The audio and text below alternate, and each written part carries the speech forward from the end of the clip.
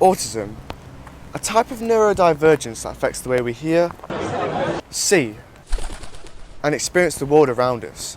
It's a different way of thinking, but autism isn't just one thing, it's a massive spectrum where everyone is different from one another. However, the world wasn't made with autistic people in mind. It's very stressful and anxiety inducing for them. To look into this closely, I decided to interview a few people: an autistic mother with autistic children, aka my mum, a mother with an autistic child, and an autistic author, giving first-hand experiences and insights from people that know autism very well.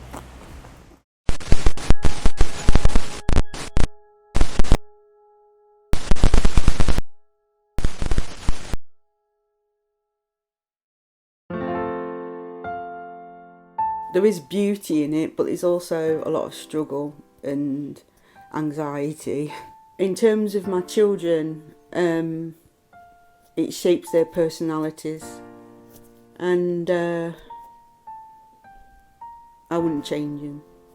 In terms of being a kid, people would get angry with me, teachers would get angry with me, my mum would get angry with me because they didn't understand why I acted the way I did and why I struggled so much. I was ostracised by everybody and I didn't really know why. It wasn't so bad, and then when it came to secondary school, everyone's going through puberty and stuff, and I was always different and people fear what's different, so they picked on me, made fun of me.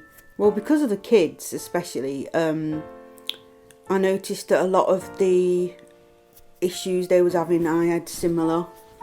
And then I went to see a psychologist, and he spoke to me for like half an hour. Didn't really ask me questions about autism. I think he was just watching me and see how I react and stuff. And then I got diagnosed with high functioning autism when I was 32.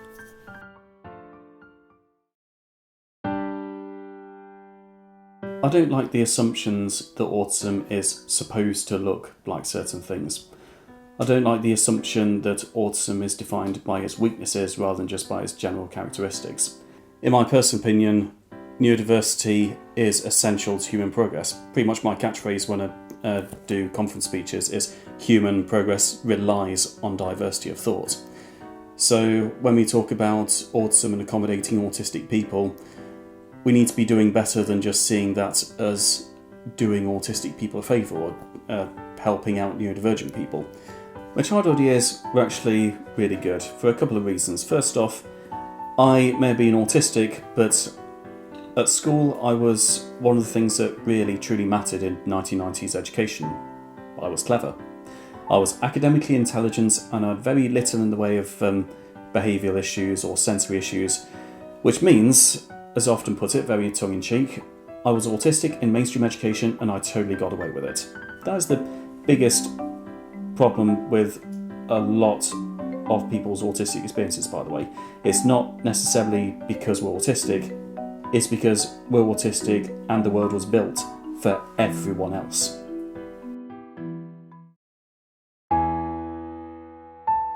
It was challenging. It's been quite challenging because Thomas doesn't sleep very well, and obviously his behaviour. So for example, now he's 19 years old. He can't be left on his own. So and he can't go out on his own. So he always has to have somebody with him. So, and also we've got some things that we need to consider when we're going out.